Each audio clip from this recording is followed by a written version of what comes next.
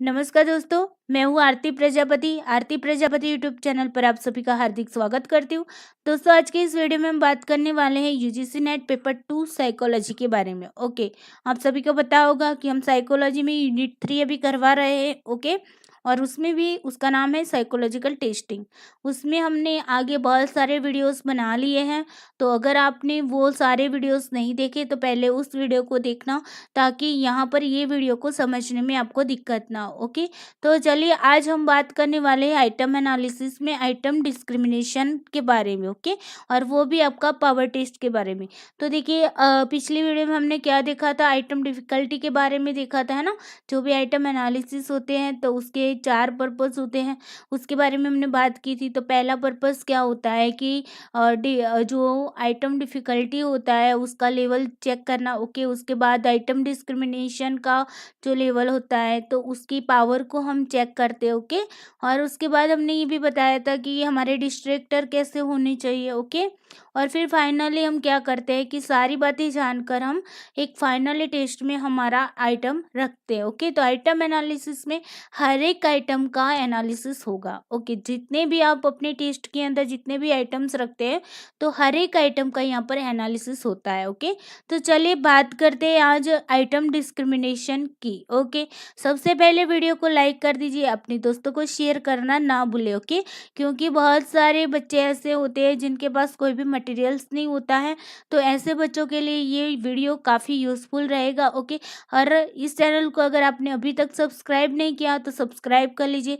ताकि इस चैनल पर जो भी वीडियोस डाले जाते हैं पेपर 1 के या पेपर 2 के, ओके, तो उसके नोटिफिकेशन आपको टाइम टू टाइम मिलती रहे। और दोस्तों देखिए, कमेंट करके ज़रूर बताइए कि मेरे वीडियोस आपको कैसे लगते हैं, क्योंकि आपकी कमेंट से ना मुझे मोटिवेशन मिलता है। ओके, तो मुझे मोटिवेशन मिलता है, मुझे ये लगता है कि हाँ, अब बच्चों के लिए मुझे ना आगे वीडियोस बनाने चाहिए। तो आप लोग अपना फीडबैक ज़रूर दीजिए। चलिए अब बात करते हैं, टॉपिक पर चलते हैं। ओके, सबसे पहले दोस्तों देखते हैं कि डिस्क्रिमिनेशन पावर ऑफ आइटम क्या होती है। ओके, जिसे हम हिंदी में बोलते हैं एकांश की विभेदन शक्ति। विभेदन का मतलब क्या होता है कि भेद करना, है ना। तो यहाँ पर क्या किया जाता है कि भेदभाव किया जाता है कि भाई ये तुम अच्छे हो, तुम बुरे हो। ओके, इस तरीके का क्या किया जाता है, भेद किया जाता है। तो उसी को हम बोलते हैं डिस्क्रिमिनेशन पावर।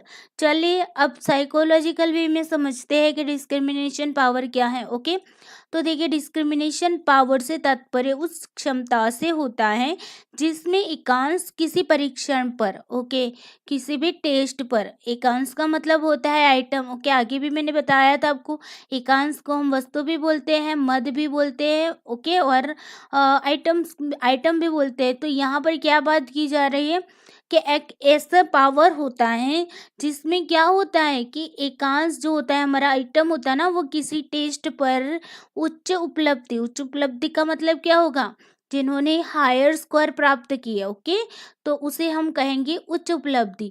और निम्न उपलब्धि का मतलब क्या होगा, जिन्होंने कम स्कोर प्राप्त किए, है ना। तो उच्च उपलब्धि और निम्न उपलब्धि प्राप्त करता जो भी लोग हैं, जिन्होंने हायर स्कोर प्राप्त किया और जिन्होंने लो स्कोर प्राप्त किया, उनके बीच में अंतर करता है, यानी कि डिफरेंस बताता है। कौन बताता है, डिस्क्रिमिनेशन पावर बताता है। ओके, ये परिभाषा दी थी किसने, गे ने दी है। ओके, तो यहाँ पर आपको समझ में आया कि हमने आगे भी बात की थी ना, हम 2 ग्रुप बनाते हैं, अपर ग्रुप और लोअर ग्रुप। अपर ग्रुप में किसको रखते हैं, तो अपर ग्रुप में हम रखते हैं सुपीरियर इंडिविजुअल को। ओके, सुपीरियर इंडिविजुअल का मतलब क्या होता है कि जिनके हाईएस्ट स्कोर होते हैं। ओके, और फिर हमने एक दूसरा ग्रुप भी बनाया था, क्या बनाया था, लोअर ग्रुप, है ना। तो लोअर ग्रुप को हम इन्फीरियर ग्रुप भी बोलते हैं, या तो फिर हम इन्फीरियर इंडिविजुअल भी बोलते हैं। ओके, जिसमें क्या होता है कि जिन्होंने बहुत कम स्कोर प्राप्त किए। ओके, तो यहाँ पर ये जो अपर ग्रुप है और लोअर ग्रुप है, उन दोनों के बीच में डिफरेंस बताता है हमारा डिस्क्रिमिनेशन पावर। ओके, चलिए अब बात करते हैं विभेदन शक्ति एकांश की वह शक्ति है, वो पावर है जिसके द्वारा क्या होता है, वह श्रेष्ठ व्यक्ति का मतलब क्या होता है, सुपीरियर इंडिविजुअल, ओके, और निम्न व्यक्ति जिसे हम बोलते हैं इंफीरियर इंडिविजुअल, तो उनके बीच में व्यक्ति की विभिन्नता इंडिविजुअल डिफरेंस स्पष्ट कर पाता है। आपको यहाँ पर याद रखना है भाई, डिस्क्रिमिनेशन पावर है ना, उसके पास क्या है, पावर है। किसके लिए पावर है, क्या करने के लिए पावर है, तो दो ग्रुपों के बीच का अंतर बताने का उसके पास क्या है, पावर है। किसके पास है, डिस्क्रिमिनेशन पावर के पास, ओके। तो किसी भी आइटम की जो भी डिस्क्रिमिनेशन पावर होती है ना, वो ये चीज बताती है कि भाई हाँ, ये अपर वाला ग्रुप है ना वो अच्छा है, और ये लोअर वाला ग्रुप है ना वो बहुत बुरा है। तो दोनों के बीच में डिफरेंस बताने की ताकत रखता है हमारा discrimination power, okay. Easy way में समझो तो चलो, अब बात करते हैं इंडेक्स ऑफ डिस्क्रिमिनेशन पावर को हम स्मॉल डी से के संकेत से चिन्हित किया जाता है, ओके। देखिए यहाँ पर पहले हमने क्या देखा था, आइटम डिफिकल्टी में किस संकेत से हम उसे चिन्हित करते थे, तो पी है ना, स्मॉल पी से हम क्या करते थे, हमारा जो आइटम डिफिकल्टी लेवल होता है ना उसे हम स्मॉल पी से चिन्हित करते थे। तो यहाँ पर देखिए इंडेक्स ऑफ डिस्क्रिमिनेशन पावर जो होता है ना, इंडेक्स का मतलब होता है सूचकांक, ओके। तो हमारा विभेदन शक्ति का जो भी सूचकांक होता है उसको हम क्या करते हैं, स्मॉल डी संकेत से चिन्हित करते हैं। तो ये आपको यहाँ पर कंफ्यूजन नहीं रहनी चाहिए। चलिए अब बात करते हैं टाइप्स ऑफ डिस्क्रिमिनेशन पावर की, ओके। डिस्क्रिमिनेशन पावर के टाइप्स है, तो कौन कौन से उसे समझते हैं। तो पहला टाइप है पॉजिटिव डिस्क्रिमिनेशन, दूसरा है नॉन डिस्क्रिमिनेशन, और तीसरा है हमारा नेगेटिव डिस्क्रिमिनेशन, ओके। चलिए तीनों को समझते हैं, क्या कहना चाहता है पॉजिटिव, नॉन डिस्क्रिमिनेशन और नेगेटिव। तो सबसे पहला हमारा है पॉजिटिव डिस्क्रिमिनेशन पावर। अब ये क्या बताता है भाई, पॉजिटिव डिस्क्रिमिनेशन पावर का मतलब क्या होगा, हिंदी में बताया जाए तो धनात्मक, ओके, धनात्मक विभेदन शक्ति, ये हिंदी वर्ड है, ओके। तो पॉजिटिव डिस्क्रिमिनेशन पावर क्या बताएगा कि जब भी हमारे जो आइटम का स्वरूप ऐसा होता है कि उस पर क्या होता है, असफल व्यक्तियों के समूह की, असफल का मतलब कौन सा ग्रुप होगा, असफल का मतलब आप बताएंगे कि जिन्होंने बहुत ही कम स्कोर प्राप्त किया है ना, तो कम स्कोर प्राप्त किया वो ग्रुप क्या होगा, हमारा इंफीरियर ग्रुप होगा। इंफीरियर को भी हम क्या बोलते हैं, लोअर ग्रुप, ओके। तो यहाँ पर हम बात करते हैं लोअर ग्रुप की। तो लोअर ग्रुप की तुलना में, ओके, लोअर ग्रुप की तुलना में सफल व्यक्तियों या श्रेष्ठ व्यक्तियों का समूह। अब देखिए सफल व्यक्ति श्रेष्ठ व्यक्ति किसे कहेंगे, सुपीरियर इंडिविजुअल को है ना, तो सुपीरियर इंडिविजुअल को कौन सा ग्रुप कहेंगे हम, तो हम कहेंगे अपर ग्रुप, ओके। तो यहाँ पर हम लिख देते हैं अपर ग्रुप। अब देखिए यहाँ पर क्या बताया जा रहा है कि लोअर ग्रुप की तुलना में अपर ग्रुप में से अधिक लोग सही उत्तर देते हैं, ओके। करेक्ट आंसर जो देते ना, मान लीजिए कि मुझे आइटम नंबर 15 का क्या करना है, डिस्क्रिमिनेशन पावर चेक करना है, तो यहाँ पर क्या होगा, आइटम नंबर 15 में लोअर ग्रुप में मान लो कि 100 में से 30 लोगों ने करेक्ट आंसर दिया, ओके। और अपर ग्रुप में मान लो कि 100 में से 70 लोगों ने क्या किया, करेक्ट आंसर किया। तो यहाँ पर क्या बता रहा है कि लोअर ग्रुप की तुलना में अपर ग्रुप के जो लोग हैं उन्होंने करेक्ट आंसर ज़्यादा किया है ना, यानी कि इस तरीके से हम इसे बता सकते हैं, इजी वे में समझना है तो लोअर ग्रुप की तुलना में यहाँ पर अपर ग्रुप के जो लोग होंगे उनके करेक्ट होने के आंसर क्या होंगे, ज़्यादा होंगे, ओके। तभी ये कंडीशन बनेगी हमारी पॉजिटिव डिस्क्रिमिनेशन पावर,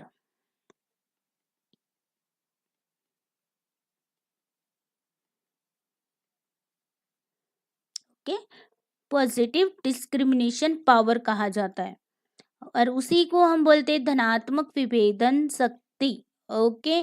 अब देखिए यहाँ पर क्या होता है कि ऐसे जो भी आइटम्स होते हैं ना, जिनमें क्या होता है, ऐसे आइटम जिनमें लोअर ग्रुप से ज़्यादा अपर ग्रुप वाले के आंसर करेक्ट होते हैं, तो ऐसे आइटम को परीक्षण निर्माण करता है, यानी कि टेस्ट कंस्ट्रक्टर जो है वो क्या करता है, फाइनली रूप में परीक्षण में अपना जो फाइनल टेस्ट बनाएगा ना, उसमें उसे सम्मिलित कर देता है। ओके, चलिए अब आगे बात करते हैं नेगेटिव की। तो देखिए, सॉरी, नॉन डिस्क्रिमिनेशन पावर की बात करते हैं, तो यहाँ पर क्या होगा कि जब एकांश का स्वरूप ऐसा होता है कि उच्च या श्रेष्ठ समूह, जिसे हम क्या कहते हैं, अपर ग्रुप कहते हैं, है ना। सुपीरियर वाला जो ग्रुप है वो अपर ग्रुप है। अब देखिए, ये अपर ग्रुप तथा निम्न या असफल समूह, जिसे हम क्या कहते हैं, लोअर ग्रुप। तो सब अपर ग्रुप एंड लोअर ग्रुप के जो समूह से सही उत्तर देने वालों की संख्या क्या होती है, बराबर बराबर होती है, यानी कि इक्वल होगी। ओके, यानी कि मान लीजिए कि मैं आइटम नंबर 17 का क्या कर रही हूँ, चेक कर रही हूँ। ओके, डिस्क्रिमिनेशन पावर चेक कर रही हूँ। तो यहाँ पर मान लीजिए आइटम नंबर 17 है, उसमें अपर ग्रुप ने मान लीजिए कि 40 लोगों ने क्या किया, करेक्ट आंसर दिया। तो यहाँ पर भी क्या होगा, लोअर ग्रुप में भी भाई 40 लोगों ने क्या किया है, 40 लोगों ने करेक्ट आंसर किया, यानी कि दोनों ग्रुपों में क्या है, सेम है, 40-40 है ना। तो यहाँ पर क्या कंडीशन बनेगी, यहाँ पर बनेगा हमारा नॉन डिस्क्रिमिनेशन पावर।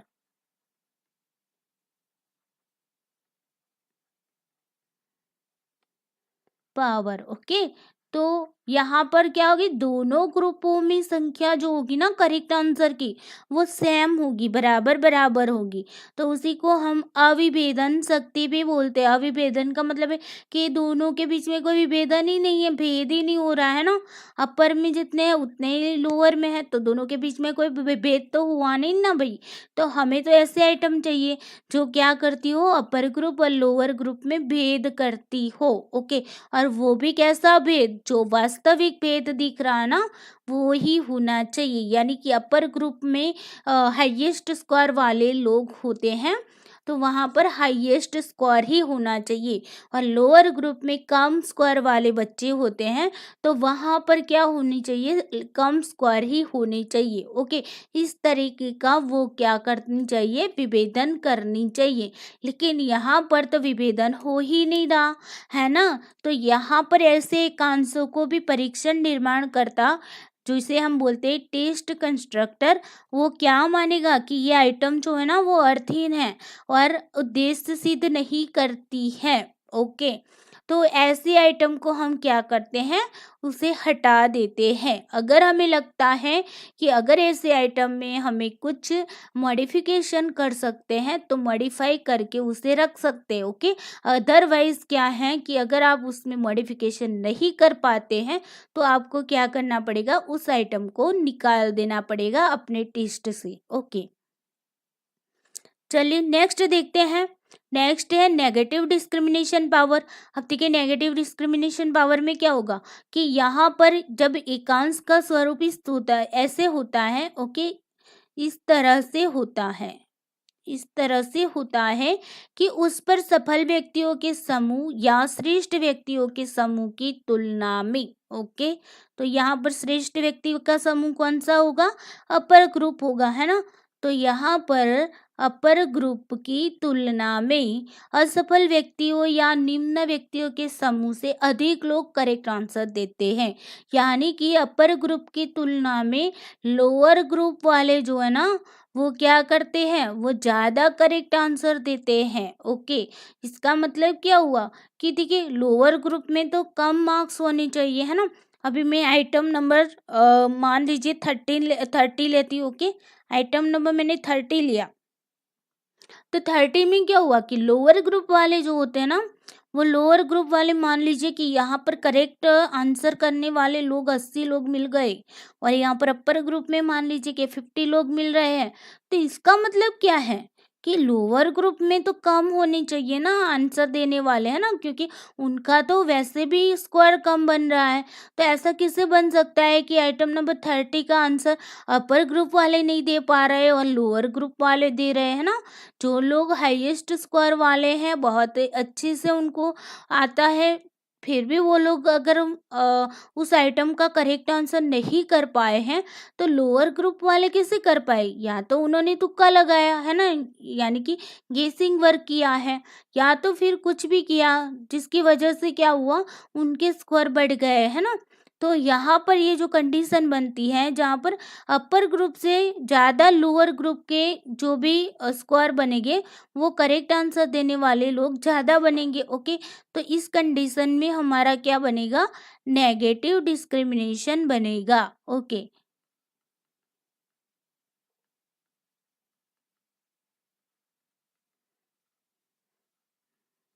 ओके, तो देखिए ये नेगेटिव डिस्क्रिमिनेशन पावर बन गया है ना। तो यहाँ पर आपको याद रखना है, देखिए ऐसी, अब देखिए नेगेटिव डिस्क्रिमिनेशन पावर वाली जो भी आइटम होगी ना, ऐसे आइटम को जो टेस्ट कंस्ट्रक्टर है ना, वो क्या मानेगी? ये तो अनुपयुक्त है, ओके, इन अप्रोप्रिएट है, हमारे लिए उपयोगी है ही नहीं। ओके, तो ऐसी आइटम को वो क्या करेगा? टेस्ट से निकाल देगा। ओके, चलो अब थोड़ा सा एक चार्ट की मदद से ये जो टेबल दिया ना, टेबल की मदद से एक बार देख लेते हैं डिस्क्रिमिनेशन पावर की जो टाइप्स है उसके बारे में। ओके, तो यहाँ पर देखिए ये अपर ग्रुप है, ये लोअर ग्रुप है, यहाँ पर हमने टाइप्स दे दिए है ओके डिस्क्रिमिनेशन पावर के।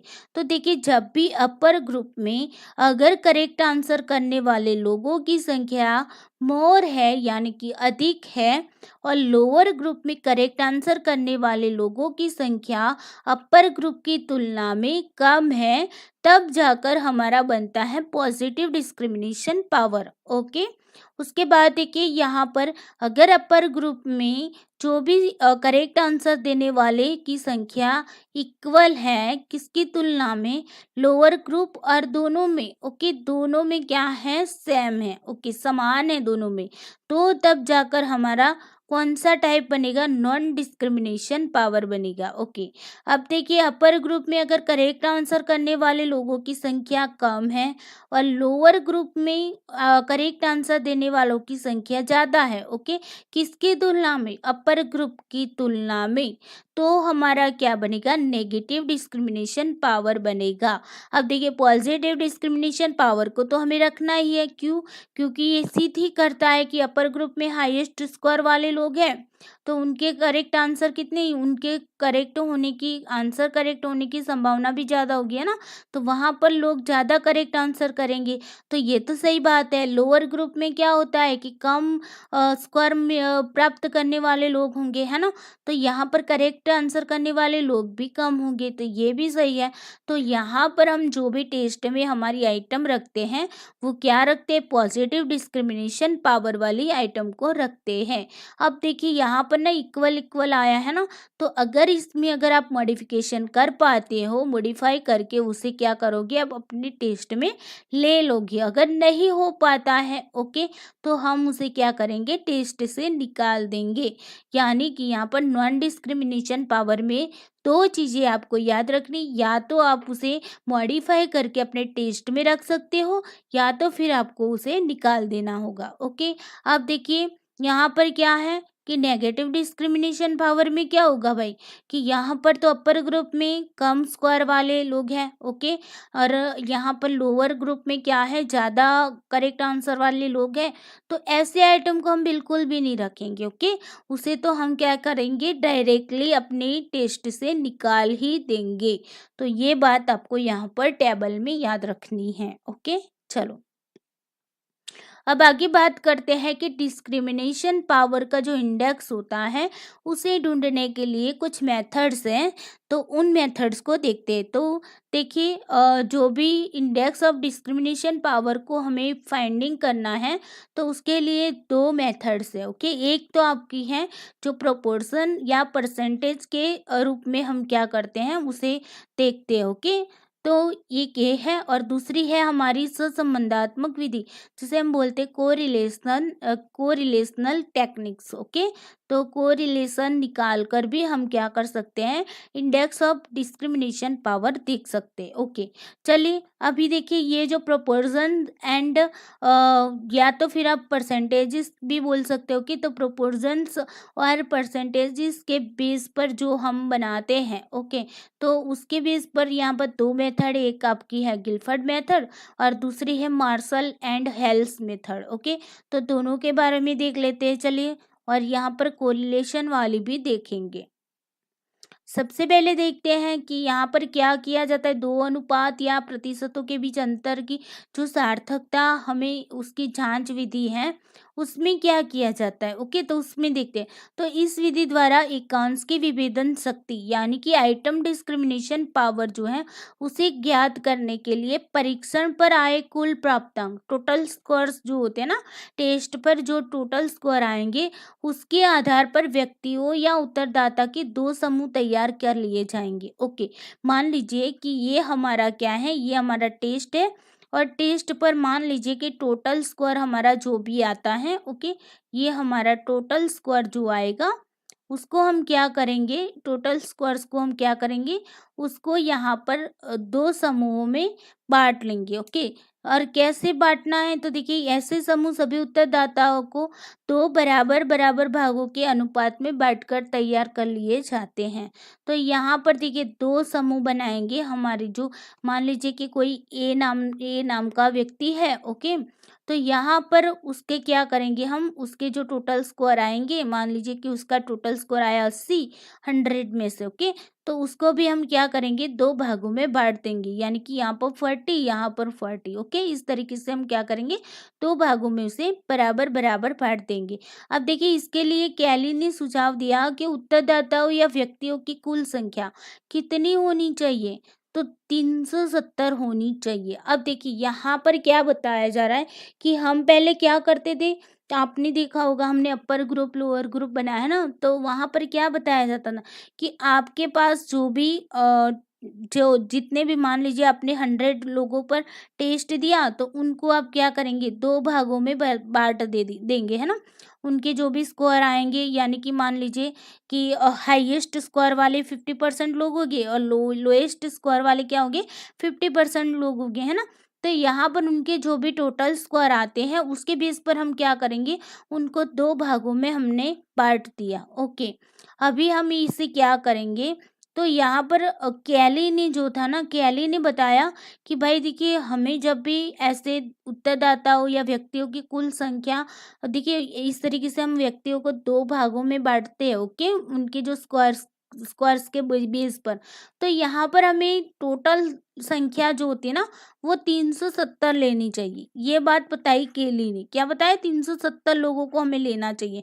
जो भी टेस्ट हम दे अप्लाई कराते हैं ना, जिन लोगों पर हम लागू करते हैं टेस्ट को, तो वहाँ पर आपकी टोटल संख्या कितनी होनी चाहिए, 370 होनी चाहिए।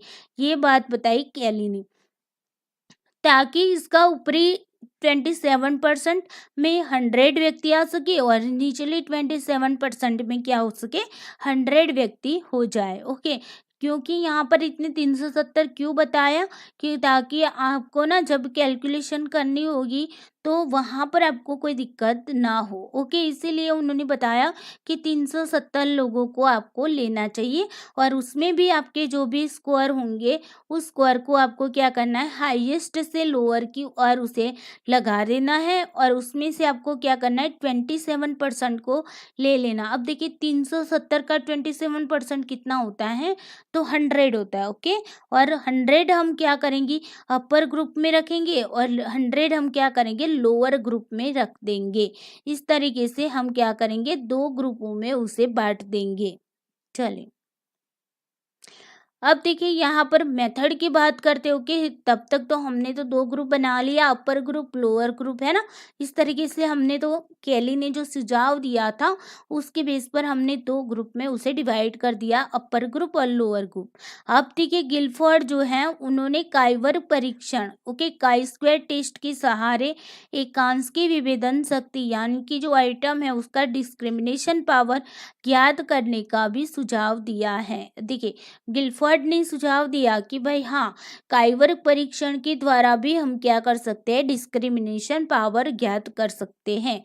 इस तरह की काइवर परीक्षण का प्रयोग करने के लिए ये आवश्यक है उच्च समूह यानी कि अपर ग्रुप और निम्न समूह यानी कि लोअर ग्रुप में व्यक्तियों की संख्या क्या होनी चाहिए, बराबर बराबर की होनी चाहिए। ओके, हमने जो भी लोगों को लिया, ओके, मान लीजिए हमने जितने भी लोगों को लिया टेस्ट के लिए, उनमें हमें क्या करना पड़ेगा, उनके जो टेस्ट हमने उनको दे दिया, उन्होंने टेस्ट भी दे दिया, ओके, उनके स्कोर भी आ गए, स्कोर आ गए तो उनको हाईएस्ट से लोअर की ओर हम उसे लगाएंगे और फिर ऊपर से क्या करेंगे, 27% लोगों को ले लेंगे ऊपर से और नीचे से ले लेंगे 27% लोगों को। और इस तरीके से हम क्या करेंगे, दो ग्रुपों में उसे बांटेंगे, एक हमारा होगा अपर ग्रुप, दूसरा होगा हमारा लोअर ग्रुप। ओके, और दोनों में संख्या कैसी होनी चाहिए, सेम होनी चाहिए, है ना। 27% लेना है तो दोनों में सेम आएगी, है ना। अगर हमने मान लीजिए कि 370 का अगर लिया है कैली के मुताबिक, ओके, तो उसमें 100 हमारा अपर ग्रुप में आ जाएगा और लोअर ग्रुप में भी हमारा कितना आएगा, 100 आएगा। ओके, चलो अब देखिए सभी उत्तरदाताओं के परीक्षण के कुल प्राप्तांक जो टोटल स्कोर के आधार पर उच्चतम से न्यूनतम की ओर हम उसे अरेंज करेंगे, ये बात मैंने बताई। फिर हम क्या करेंगे, 27% ऊपर से 27% नीचे से ले लेंगे। ओके, उसके बाद देखिए अपर ग्रुप का हम क्या करेंगे, प्रपोर्शन निकाला जाता है और लोअर ग्रुप का भी क्या किया जाता है, प्रपोर्शन निकाला जाता है। तो अपर ग्रुप में कितने लोगों ने करेक्ट आंसर दिए और लोअर ग्रुप में कितने लोगों ने करेक्ट आंसर दिया, उसके बेस पर हम क्या करते हैं, प्रपोर्शन निकालते हैं। ओके, प्रपोर्शन निकालने के बाद हम क्या करते हैं, उसकी एवरेज भी निकालेंगे। ओके, तो आप लोगों ने देखा होगा हमने आइटम डिफिकल्टी में भी ये सेम चीज की थी, है ना। तो वही चीज यहाँ पर आइटम डिस्क्रिमिनेशन पावर देखने के लिए भी होती है। ओके, इसके बाद काइवर्ग परीक्षण का फॉर्मूला लगाकर इंडेक्स ऑफ डिस्क्रिमिनेशन पावर ज्ञात किया जाता है।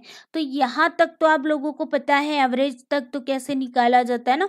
उसके बाद हमें क्या करना पड़ता है, काइवर्ग परीक्षण जो होता है ना, काई स्क्वायर टेस्ट होता है, तो उसका फॉर्मूला हमें लगाकर क्या करना है, इंडेक्स ऑफ डिस्क्रिमिनेशन पावर को ज्ञात करना है। ओके, चलिए देखते हैं।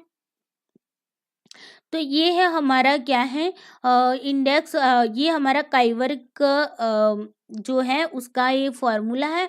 तो पहले देख लेते हैं कि किस तरीके से है। ओके, अभी देखिए सबसे पहले तो हमें क्या करना पड़ेगा, हमने बताया ना 27% लोगों को तो ले लिया। ओके, चलो मान लो कि हमने 370 लोगों को लिया। ओके, उनमें से हमने 100 लोगों को अपर ग्रुप में रखा और लोअर ग्रुप में हमने क्या किया, 100 लोगों को रखा। ओके, अब मान लीजिए कि हम आइटम नंबर 32 का हम क्या कर रहे हैं, चेक कर रहे हैं। ओके, उसका डिस्क्रिमिनेशन पावर चेक करना है। तो अब पहले हम क्या करेंगे, इसका अनुपात लगाएंगे। ओके, आइटम नंबर 32 में मान लीजिए कि ये 100 लोग हैं ना अपर ग्रुप में, उनमें से मान लीजिए कि 70 लोगों ने क्या किया है, करेक्ट आंसर किया है और 30 लोगों ने इनकरेक्ट आंसर किया। ओके, यहाँ पर लोअर ग्रुप में देखा जाए तो लोअर ग्रुप में मान लो कि 40 लोगों ने करेक्ट आंसर दिया और क्या है कि 60 लोगों ने इनकरेक्ट आंसर दिया। ओके, अब हमें उसका क्या करना पड़ेगा,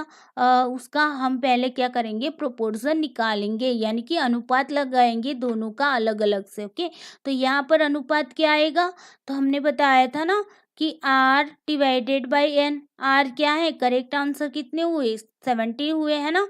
तो 70 डिवाइडेड बाई एन, एन का मतलब क्या होगा, हमारा अपर ग्रुप जो है ना, एन यू बोला जाएगा इसे। ओके, एन यू का मतलब क्या होता है, हमारे अपर ग्रुप की जो टोटल संख्या है उसको लगाना। ओके, तो हमने यहाँ पर अपर ग्रुप की जितनी टोटल संख्या थी उसको लगा ली। अब क्या हुआ, 0.70 हमारा आंसर आ गया, है ना। 70/100 करेंगे तो आपको यहाँ पर आंसर मिलेगा 0.70। ओके, चलिए अब लोअर ग्रुप का लगा देते। ये तो हमारा अपर ग्रुप का मिला, अभी लोअर ग्रुप का बाकी है ना, तो लोअर ग्रुप में भी इसी तरीके से लगाएंगे formula. R divided by N L लगाएंगे। एल क्यों? क्योंकि लोअर ग्रुप है ना, इसीलिए यहाँ पर एल लगेगा। ओके, चलो जी, आर राइट करेक्ट आंसर कितने हैं? 40 है। ओके, तो हमने 40 रख दिया और यहाँ पर हमारा टोटल जो है एन एल। ओके, यानी कि हमारा जो लोअर ग्रुप की टोटल संख्या कितनी है? 100 है, तो इसे हम यहाँ पर 100 से डिवाइडेड करेंगे। अब देखिए 40 डिवाइडेड बाई 100 हुए है ना, तो यहाँ पर कितने आएंगे? 0.40 आएगा, है ना। ये हमारा क्या हो गया? लोअर ग्रुप का हमें डिस्क्रिमिनेशन जो पावर है वो हमें भी उनका प्रोपोर्शन मिला। ओके, तो लोअर ग्रुप और अपर ग्रुप का प्रोपोर्शन मिल गया। चलो, अपर ग्रुप का 0.70 है और लोअर ग्रुप का 0.40 है। अभी देखिए यहाँ पर क्या बताया जा रहा है, ये काई वर्ग का ये सिंबल है। ओके, यहाँ पर एन का मतलब होगा कि व्यक्तियों या उत्तरदाताओं की कुल संख्या, जितने भी लोगों ने टेस्ट दिया है उतने लोगों ने। तो हमने टेस्ट के लिए कितने लोगों को लिया? आगे देखिए 370 लोगों को लिया। ओके, तो यहाँ पर हमारा एन क्या बनेगा? 370। एन हमारा यहाँ पर लिखती हूँ, एन हमारा है 370 लोग। ओके, अब देखिए उच्च समूह में सफल व्यक्तियों का अनुपात कितना मिला था? तो अपर ग्रुप में कितना मिला था? तो 0.70 मिला था, है ना। और उसके बाद देखिए कि निम्न समूह में सफल व्यक्ति का अनुपात कितना मिला था? तो लोअर ग्रुप में हमें 0.40 मिला था। ओके, अब देखिए पीयू तथा पीएल का अंक गणितीय माध्य एरिथमेटिक मीन निकालना है। ओके, तो अभी हमने मीन तो निकाला नहीं था, है ना, तो आगे थोड़ा सा मीन निकाल लेते हैं। यहाँ पर इन दोनों का ना, यूजी और एलजी दोनों का क्या करते हैं? मीन निकाल देते हैं। तो एवरेज निकालने के लिए क्या होगा? यूजी प्लस एलजी होगा, है ना। दो ग्रुप है, दोनों ग्रुप के जो भी स्कोर आए उसको प्लस करेंगे और नीचे क्या करेंगे? जितने भी ग्रुप है उसकी टोटल संख्या लिखेंगे, यानी कि कितने ग्रुप? 1 और 2 है, तो 2 से डिवाइडेड करेंगे। ओके, चलो अभी देखिए यूजी का कितना है? तो यूजी का आप बताएंगे 0.70 है, प्लस एलजी का कितना है? एलजी का है आपका 0.40, तो यहाँ पर 0.40 लगा लिया। अब देखिए डिवाइडेड बाय 2। ओके, अब देखिए 70 प्लस 40 कितने होंगे? तो यहाँ पर आपका क्या बन रहा है? 0 और 7 4 11, यहाँ पर 1 और यहाँ पर आज गया आपका 1। ओके, यानी कि 1.10 हुआ बटे कितने होंगे? 2 हुए, है ना। तो यहाँ पर एवरेज कितना मिल रहा है? 110 डिवाइडेड बाय 2 है। ओके, तो यहाँ पर कितना बनेगा आपका? तो यहाँ पर आपका 0.55 बनेगा। ओके, ये आपका 0.55 क्या मिला? एवरेज मिला आपको। क्या मिला? एवरेज मिला। ओके, चलो, तो यहाँ पर हमें एवरेज भी मिल गया। ओके, एवरेज मिला 0.55 और 1 माइनस पी। पी का मतलब क्या है? पी का मतलब ये पी का मतलब होगा 0.55। ओके, चलो, तो यहाँ पर अब फॉर्मूला लगाना है आप लोगों को और उसके बेस पर आपको क्या करना है? यहाँ पर जो भी कैलकुलेशन आएगी उसे कैलकुलेशन करना है। ओके, तो यहाँ पर मैं कैलकुलेशन करके नहीं बताऊंगी आपको, सिर्फ यहाँ पर जो भी नंबर्स है उसको रख कर बता दूंगी। कैलकुलेशन करके आपको उसका आंसर कमेंट बॉक्स में देना होगा। ओके, चलो, पीयू का मतलब है कि हमारा यहाँ पर 0.70 है। ओके, माइनस यहाँ पर देखिए पी एल है, तो पी एल का मतलब है 0.40। ओके, अब देखिए उसका भी यहाँ पर स्क्वायर है। ओके, चलो, अब देखिए 4 पी क्यू। ओके, फॉर तो हमें लगाने ही है। पी का मतलब क्या है? पी का है 0.50, है ना, 55 है। ओके, 4 इंटू 0.55 इंटू यहाँ पर क्यू क्या है? 1 माइनस पी, यानी कि 1 माइनस 0.55। ओके, तो इसका इस तरीके से ये फार्मूला लगाया जाता है और उसको फिर आपको कैलकुलेशन करनी होती है। तो इसको आप ना, आप तो अपनी तरह से क्या करना है? कैलकुलेशन करके आप मुझे बताएंगे कि इसका आंसर क्या आ रहा है। ओके, कमेंट बॉक्स में कमेंट करके आप बताएंगे। चलो, अब आगे बात करते हैं। तो देखिए इस तरीके से जो भी आंसर मिलेगा वो आपका क्या होगा? इंडेक्स ऑफ डिस्क्रिमिनेशन पावर होगा। अब दूसरी दूसरी है मार्शल एंड हेल्स मेथड। ओके, तो मार्शल और हेल्स ने भी मेथड दी। ओके, तो ये मेथड किस तरीके से काम करती है उसको भी देख लेते हैं। तो यहाँ पर देखिए वी है, तो वी का मतलब है एकांश की विभेदन शक्ति या वैधता। ओके, तो डिस्क्रिमिनेशन पावर या तो फिर आप उसे वैलिडिटी भी बोलते हैं। उसके बाद देखिए आर यू का मतलब क्या है कि उच्च समूह में यानी कि अपर ग्रुप में सही आंसर देने वाले व्यक्तियों की संख्या। ओके, तो देखिए हमारे अपर ग्रुप में आंसर देने वाले व्यक्तियों की संख्या हमने कितनी बताई थी, 70 बताई थी, है ना आगे। और फिर आर एल, तो जो लोअर ग्रुप है उसमें सही आंसर देने वालों की संख्या, तो वो हमने ली थी 40 आई थी। चलो ओके, मानकर चलते हैं। फिर एन यू यानी कि उच्च समूह में व्यक्ति की कुल संख्या कितनी थी, तो हमने लिया था 100 लोगों को, है ना। और यहाँ पर लोअर ग्रुप में कितने लिए थे, लोअर ग्रुप में भी 100 लिए थे, है ना, दोनों में सेम हो गए। अब देखिए इस फॉर्मूला को लगा लो भाई, इससे भी आएगा इससे भी आएगा, दोनों सेम है। ओके, यहाँ पर क्या है, यहाँ पर ये दोनों है तो आपको एलसीएम लगाकर यहाँ पर काम करना पड़ेगा। ओके, तो एलसीएम दोनों का सेम आएगा क्योंकि दोनों की जो भी वैल्यू है दोनों की सेम है। ओके, तो यहाँ पर एलसीएम सेम आएगा। ओके, चलो अब इस फॉर्मूला से हम लगाते हैं। तो आर यू का मतलब क्या है, आर यू आपका कितना है, 70 है। ओके, तो आर यू अगर आपका क्या है, हाँ आर यू है ना, तो 70, और यहाँ पर आपका आर एल है 40। ओके, अब देखिए यहाँ पर क्या आता है, एन यू, एन यू का मतलब क्या होगा, एन यू जो है हमारा 100 है, तो divided by 100 is equal to 70 में से 40 जाएगा तो 30 रहेगा ना, 30 डिवाइडेड बाय 100 हो जाएगा। तो यहाँ पर आपका डिस्क्रिमिनेशन पावर कितना मिला, 0.30 मिला। ओके, तो इस तरीके से आपको यहाँ पर करना है। अगर मान लो अदरवाइज आपको यहाँ पर 3 कंडीशन भी बन सकती है। यहाँ पर करेक्ट आंसर जो हायर स्कोर, हायर ग्रुप है हमारा, जो अपर ग्रुप है, तो अपर ग्रुप में अगर मान लो कि 30 लोगों ने ही क्या किया है, करेक्ट आंसर दिया। ओके, और जो हमारा लोअर ग्रुप है उसमें अगर लोगों ने ज़्यादा लोगों ने मार्क्स दिया, करेक्ट आंसर दिया, मान लीजिए कि यहाँ पर 50 लोगों ने क्या किया, करेक्ट आंसर दिया, तो अब यहाँ पर तीसरी कंडीशन क्या बनेगी, तो यहाँ पर मान लो कि थोड़ा सा मैं इसे हटा लेती हूँ।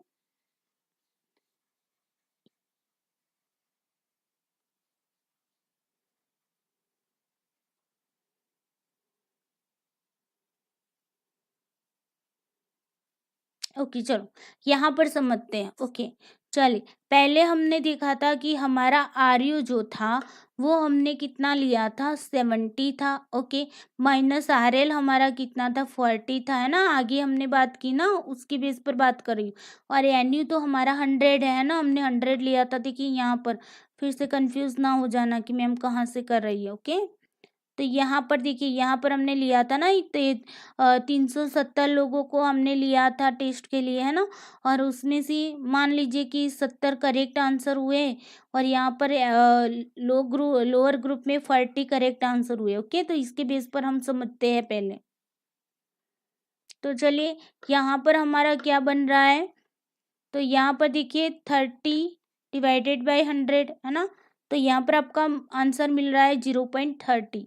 ओके, ये आपका इंडेक्स ऑफ डिस्क्रिमिनेशन पावर मिल गया। ओके, जिसे हम डी से डिफाइन करते हैं। ओके, चलो अब देखिए दूसरी कंडीशन ये भी बन सकती है कि मान लीजिए कि हमारा जो अपर ग्रुप है, ओके यहाँ पर लोअर ग्रुप, अपर ग्रुप में मान लो कि करेक्ट आंसर देने वालों की संख्या 30 है और लोअर ग्रुप में मान लो कि 50 है, तो अब क्या बनेगा, तो यहाँ पर ये दूसरी कंडीशन बता रही हूँ आपको, ये जो हुआ ना ये आगे बताती हूँ आपको।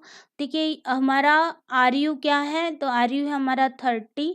ओके, माइनस आर एल कितना है, आर एल का मतलब लोअर ग्रुप का करेक्ट आंसर करने वाले तो 50। ओके, चलिए, और डिवाइडेड बाय टोटल स्कोर, हम टोटल जो होंगे वो हमारे 100 होंगे, अपर ग्रुप में भी और लोअर ग्रुप में भी। ओके, संख्या सेम रहेगी, तो यहाँ पर हमने 100 ले लिया। अब देखो यहाँ पर क्या होता है, 30 माइनस 50 है ना, तो यहाँ पर आंसर क्या मिलेगा, -20 मिलेगा, है ना, दोनों का अगर हम माइनस करते तो -20 मिलेगा, डिवाइडेड बाय 100, तो यहाँ पर आंसर क्या बनेगा हमारा, तो हमारा जो डिस्क्रिमिनेशन पावर जो है उसका इंडेक्स बनेगा -0.20।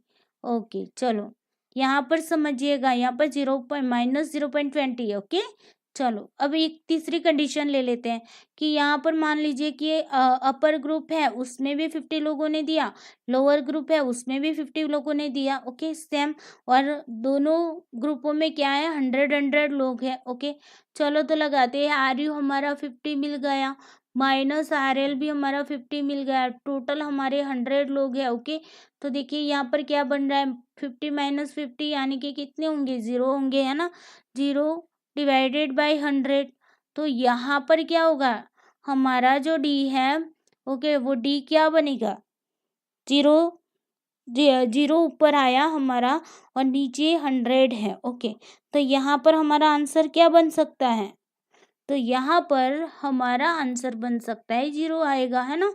तो अभी देखिए यहाँ पर हम क्या करेंगे, यहाँ पर हम ये अनुमान लगा सकते हैं, अनुमान नहीं लेकिन यहाँ पर देख सकते हैं कि यहाँ पर आपको पॉजिटिव में आंसर मिला। ओके, तो ये हमारा पॉजिटिव डिस्क्रिमिनेशन पावर हो गया, है ना। और यहाँ पर देखिए ये हमें माइनस में मिल रहा है, तो माइनस का मतलब क्या होगा, कि माइनस का मतलब होगा ये नेगेटिव है। ओके, ये नेगेटिव है, और ये तो क्या है, यहाँ पर तो डिफरेंस ही नहीं दिख रहा है ना, 0 आ रहा है। तो यहाँ पर इसका मतलब क्या होगा, कि यहाँ पर ये हमारा नॉन डिस्क्रिमिनेशन पावर है। ओके, ये क्या है, हमारा नॉन डिस्क्रिमिनेशन पावर है। चलो, तो यहाँ पर अब बात करते हैं, ये तीनों कंडीशन मैंने यहाँ पर आपको फार्मूला से बता दिया।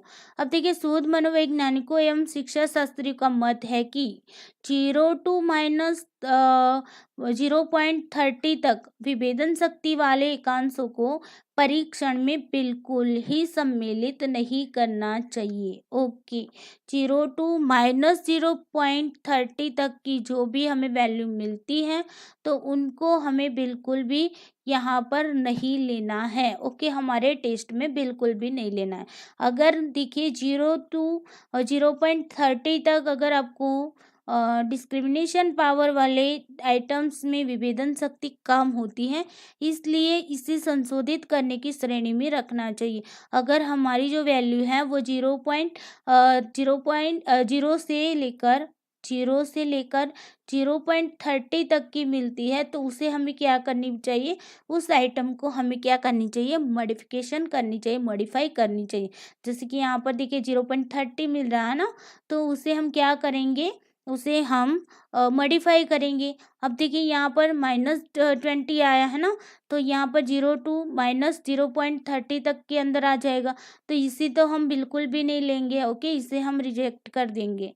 ओके, अब देखिए प्लस 0.30 से ऊपर वाले एकांशों में विभेदन शक्ति पर्याप्त होती है। अगर हमारा आंसर 0.30 से ज़्यादा आ जाता है, ओके, यानी कि प्लस के साइन में, ओके, तो प्लस के साइन में अगर 0.30 से ऊपर आता है, तो ऐसे आइटम को हमें क्या करना चाहिए, हमारा जो फाइनल टेस्ट है उसमें सम्मिलित करना चाहिए। ओके, चलो, अभी यहाँ पर हम एक और बात कर रहे थे ना। ओके ओके, चलो,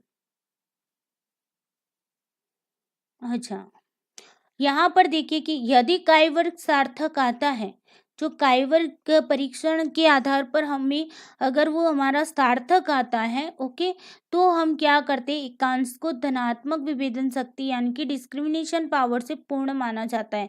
यानी कि 0.30 से प्लस 0.30 से ज़्यादा अगर आता है, तो उसे हम क्या करते हैं, अपने फाइनल टेस्ट के लिए उसे रख लेते हैं। अगर मान लीजिए कि 0 टू प्लस 0.30 तक का अगर आता है, तो हम क्या करेंगे, उसको मॉडिफिकेशन करने की ज़रूरत है, तो उसे हम मॉडिफाई करके उसे अपने टेस्ट में ले सकते हैं। चलिए, अब बात करते हैं कोरिलेशन टेक्निक्स की। ओके, वो हमने जो हमारा काई वर्ग वाला भी देख लिया हमने। ओके, ये काई वर्ग वाला था ना, वो आपका किस में था, तो यहाँ पर था आपका गिलफर्ड में था। ओके, तो गिलफर्ड में याद रखना है, काई वर्ग वाला था, ये आपको याद रखना है। ओके, अब देखिए यहाँ काई वर्ग की बात की थी, बाद में हमने क्या बताया, वो फॉर्मूला, ये काई वर्ग का फॉर्मूला था और ये हमारा मार्शल हेल्स का मेथड था। ओके, तो उसको कंफ्यूजन नहीं करनी है आप लोगों को। ओके, दोनों को मिला नहीं देना। ओके, ये मार्शल हेल्स की जो मेथड है वो बहुत ही ईजी है, आप लोगों ने देखा होगा। देखिए यहाँ पर फॉर्मूला ही कितना बड़ा बन रहा है ना, अगर इसको कैलकुलेट करने जाएंगे तो बहुत ज़्यादा टाइम लग जाएगा, है ना।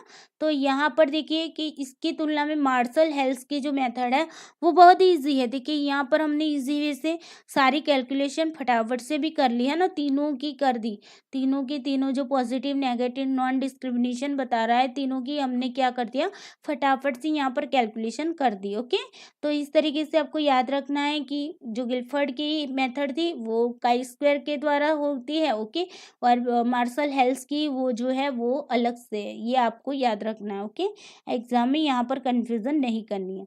चलिए अब बात करते हैं कोरिलेशन टेक्निक्स की। ओके, जिसे हम बोलते हैं सहसंबंधात्मक विधि। तो इस विधि में प्रत्येक एकांश का कुल प्राप्तांक टोटल स्क्वायर, ओके, एक तरह का आंतरिक कसौटी जिसे हम बोलते हैं इंटरनल क्राइटेरियन होता है। ओके, अब देखिए ये आंतरिक कसौटी क्या है, ओके, टोटल स्क्वायर क्या है, उसके बारे में भी बात करते हैं। लेंडक्विस्ट, ओके, लेंडक्विस्ट ने इसे आंतरिक संगतता एकांश विभेदन सूचकांक यानी कि internal consistency item discrimination index की संज्ञा दी है। किसे दी है, ये टोटल स्क्वायर को दी है। ओके, जिसे हम इंटरनल क्राइटेरियन भी बोलते हैं, उसी को हम बोलते हैं internal consistency item discrimination index भी बोला जाता है। जब कोई आइटम अपनी आंतरिक कसौटी, ओके, इंटरनल कंसिस्टेंसी अर्थात कुल प्राप्तांक जिसे हम बोलते हैं टोटल स्क्वायर, ओके, के साथ अधिक सहसंबंधित होता है, तो यह कहा जाता है कि उस एकांश द्वारा ठीक वही गुण या क्षमता का मापन हो रहा है जो पूरे परीक्षण द्वारा हो रहा है।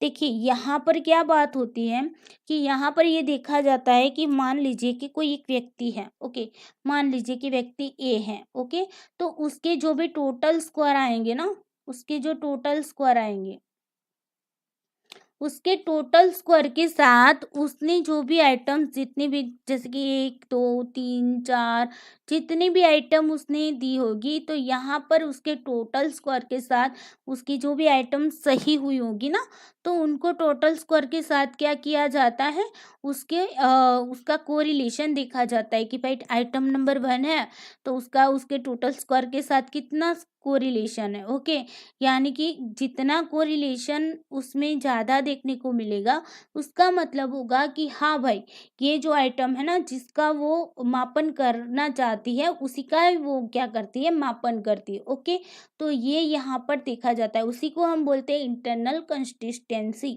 जो क्या होती है, आइटम एक आइटम अपने टोटल स्क्वायर के साथ कितना कोरिलेटेड है। ओके, अब देखिए एकांश में वैधता यानी कि वैलिडिटी,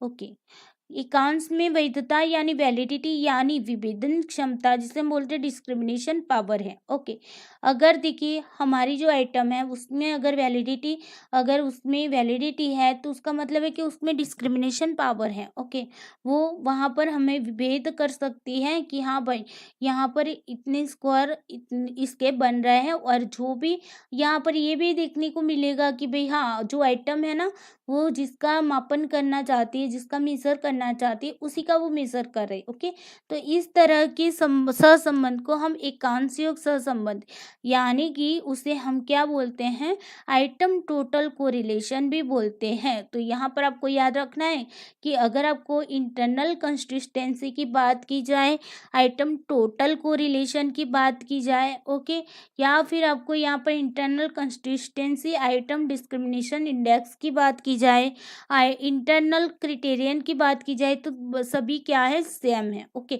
यहाँ पर सिर्फ क्या होता है, जो भी आइटम होती है ना उसको टोटल स्क्वायर के साथ क्या किया जाता है, कोरिलेटेड किया जाता है, उसको उसका कोरिलेशन देखा जाता है कि कितनी रिलेटेड है ये आइटम। ओके, इस आइटम का जो स्क्वायर मिला है वो टोटल स्क्वायर के साथ मैच हो रहा है कि नहीं हो रहा है। ओके, वो कोरिलेशन हो रहा है कि नहीं दोनों के बीच में, ये यहाँ पर देखा जाता है। ओके, और इसीलिए इसे हम आइटम टोटल कोरिलेशन कहा जाता है। ओके, अब देखिए ये जो मेथड है वो बहुत ही बेस्ट होती है। ओके, यहाँ से हमें बहुत डिस्क्रिमिनेशन पावर अगर हमें देखना है तो बहुत अच्छे से हम इसमें देख पाते हैं। ओके, क्योंकि हर एक आइटम का यहाँ पर क्या किया जाता है, कोरिलेशन यहाँ पर देखा जाता है। चलो,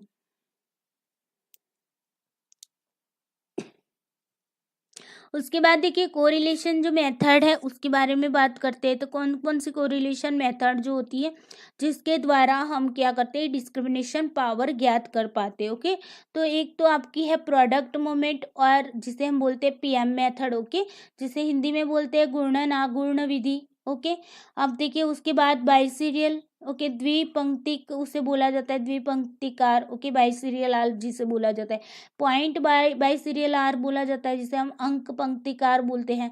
टेट्राकोड टेट्राकोरिड होगी। ओके, यहाँ पर थोड़ी सी प्रिंट मिस्टेक है तो यहाँ पर थोड़ा सा आप अच्छा कर लेना, टेट्राकोरिक।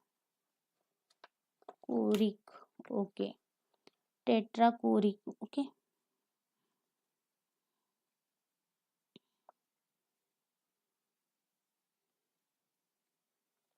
Okay, tetrachoric r. ओके, और फिर है आपकी फाई कोफिशिएंट। ओके, तो ये सारी की सारी जो मेथड है कोरिलेशन की, उसके द्वारा हम डिस्क्रिमिनेशन पावर को ज्ञात कर पाते।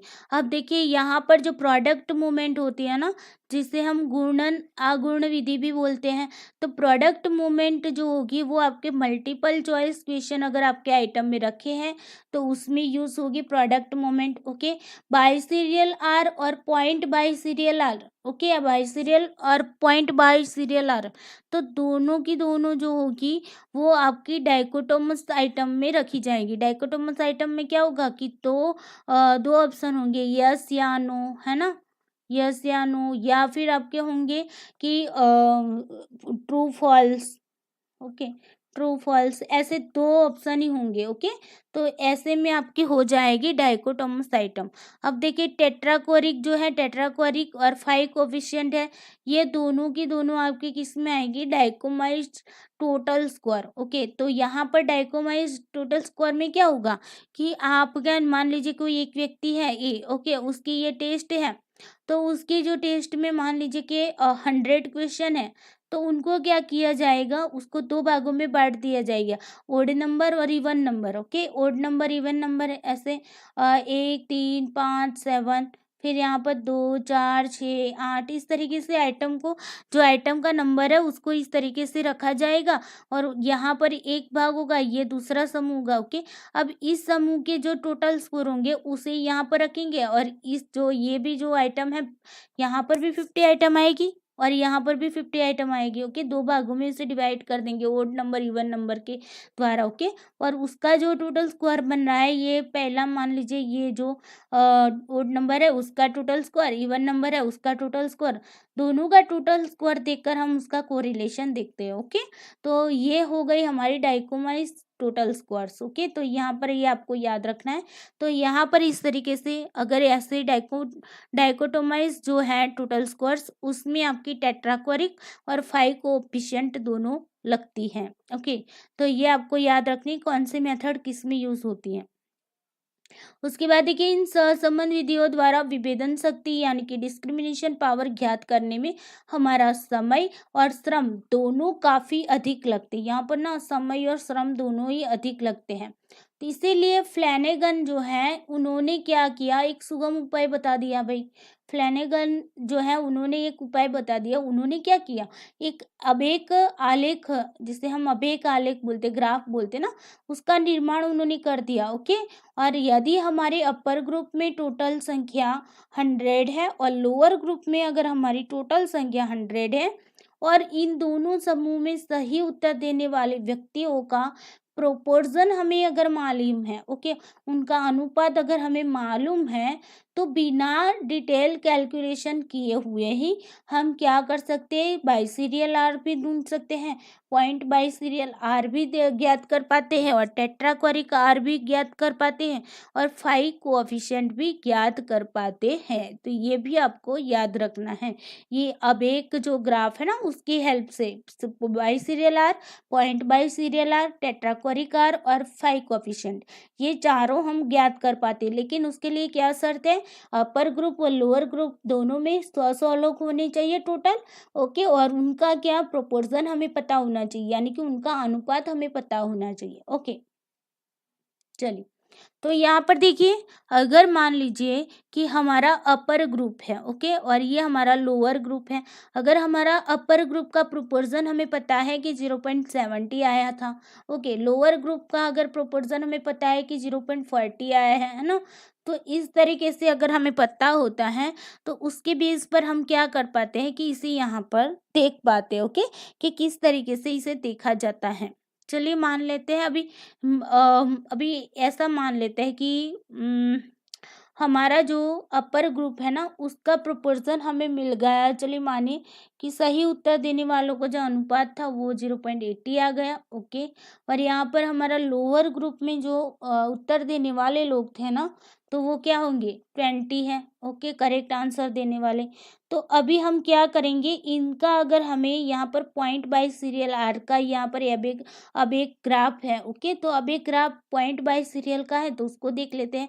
तो कैसे देखा जाता है ये ग्राफ, ये थोड़ा सा आपको पता होना चाहिए। ओके, वैसे ही क्वेश्चन आपके एग्जाम में नहीं आने वाले, लेकिन आपके यहाँ पर टॉपिक में आया है, तो इसीलिए यहाँ पर उसे रखा है। ओके, तो देखिए यहाँ पर अपर ग्रुप में कितना हमें अनुपात मिला है, उसमें मिला है 0.80। ओके, तो 80 कहाँ है हमारा, तो आपको यहाँ से देखना है।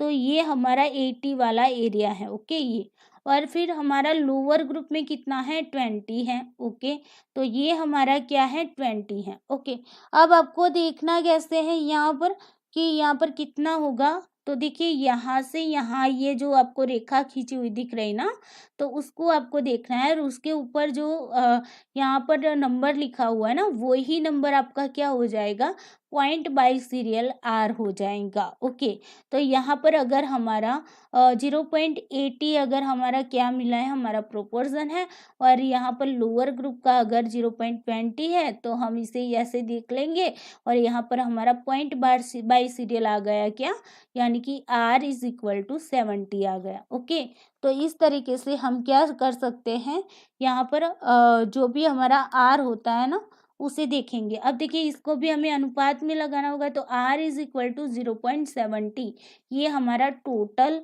अनुपात आ जाएगा पॉइंट बाई सीरियल R का। ओके, चलो अब बात करते हैं, विभिन्न शोध मनोवैज्ञानिकों एवं शिक्षा शास्त्रियों ने अपने अपने अध्ययन के आधार पर बतलाया है कि उन एकांशों का चयन परीक्षण में सम्मिलित करने के लिए अंतिम रूप से कर लेना चाहिए जिनका सहसंबंध गुणांक, ओके, जिसे हम क्या बोलते हैं, कोरिलेशन कोएफिशिएंट बोलते हैं। ओके, अगर जिनका कोरिलेशन कोएफिशिएंट 0.15 या उससे ऊपर होता है, तो वैसे ही आइटम्स को हमें क्या करना चाहिए, फाइनली रूप में हमें फाइनल टेस्ट में उसको ले लेना चाहिए। ओके, तो ये भी आपको याद रखना है, 0.50 या उससे ऊपर अगर हमें कोरिलेशन कोएफिशिएंट मिलता है तो उसे हमें ले लेना चाहिए, लेकिन लास्ट हमें कितना 0.75 तक लेना है। ओके, उसके ऊपर का हमें नहीं लेना, क्योंकि हमने क्या बताया था कि अगर ज़्यादा कोरिलेशन है दो आइटम्स के बीच में, तो हम ऐसे आइटम को नहीं रखेंगे, है ना। तो ज़्यादा से ज़्यादा कितनी, 0.75 तक की जो भी आइटम होगी उसी को हम रखेंगे, और कम कितनी होनी चाहिए, 0.50 होनी चाहिए। ओके, ये आपको याद रखनी चाहिए, 15। ओके, 0.15।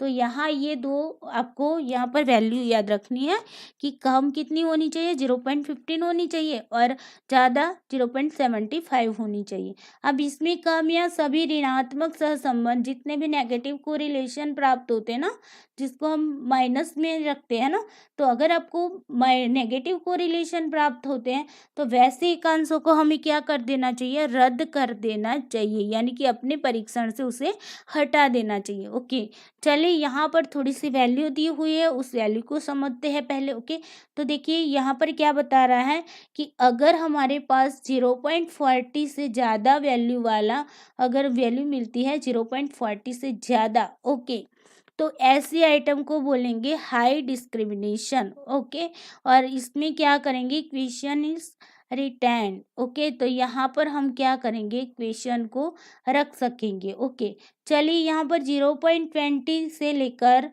0.39 है। ओके, 0.20 से लेकर अगर 0.39 है तो उसे हमें क्या, उसे हम बोलेंगे मॉडरेट डिस्क्रिमिनेशन।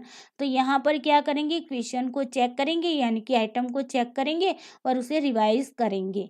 अब देखिए अगर हमें मिल रहा है वैल्यू 0.10 से लेकर 0.19 मिल रहा है। ओके, तो यहाँ पर हम क्या करेंगे, ये हमारा लो डिस्क्रिमिनेशन है। ओके, तो लो डिस्क्रिमिनेशन होगा तो उसका मतलब होगा कि क्वेश्चन को हमें क्या करना है, रिमूव करना है, या तो उसे फिर से लिखना है। ओके, रिटर्न करना है। ओके, फिर यहाँ पर अगर हमारा 0.00 आता है वैल्यू, या तो फिर हमारी वैल्यू क्या आती है, नेगेटिव में आती है, तो उसका मतलब होगा नो डिस्क्रिमिनेशन, यानी कि हम इस क्वेश्चन को रिमूव कर देंगे अपनी टेस्ट से। ओके, तो ये फॉर्मूला भी आपको याद रखना है कि अगर हमें 0.40 से ज़्यादा अगर मिल रहा है तो उसका मतलब है कि हाई डिस्क्रिमिनेशन है उसके बीच में। ओके, तो ऐसे आइटम को तो हम वैसे भी ले लेंगे। और अगर आपकी 0.20 से लेकर 0.39 है तो उसमें क्या करना पड़ेगा, आइटम को देखना है और उसे रिवाइज करना है। 0.10 से लेकर 0.19 तक अगर आपको मिलती है वैल्यू, तो आप क्या करेंगे, या तो आइटम को रिमूव करो या तो फिर आइटम को फिर से लिखो। ओके, और अगर आपको 0.00 वैल्यू मिल रही है या फिर नेगेटिव में वैल्यू मिल रही है, तो ऐसे आइटम को हम क्या करेंगे, अपनी टेस्ट से हटा देंगे। ओके, और हमेशा के लिए उसमें रिमूव कर देंगे उसको अपनी टेस्ट से। तो दोस्तों ये था हमारा आइटम डिस्क्रिमिनेशन पावर के बारे में बात। आई होप आप लोगों को अच्छे से समझ में आया होगा। अगर कहीं पर भी कोई भी दिक्कत है तो कमेंट बॉक्स में कमेंट करके ज़रूर पूछना। ओके, मैं ट्राई करूँगी कि आपके क्वेश्चन का आंसर दे पाऊँ। ओके, अगर आपको वीडियो अच्छा लगा है तो लाइक कर दीजिएगा, अपने दोस्तों को शेयर करना भूलना नहीं है। ओके, और इस चैनल को सब्सक्राइब करना भी भूलना नहीं है। ओके, चलिए दोस्तों आज के लिए इतना ही। घर पे रहिए, सुरक्षित रहिए, अपना और अपने परिवार का ख्याल रखिए। Thank you so much.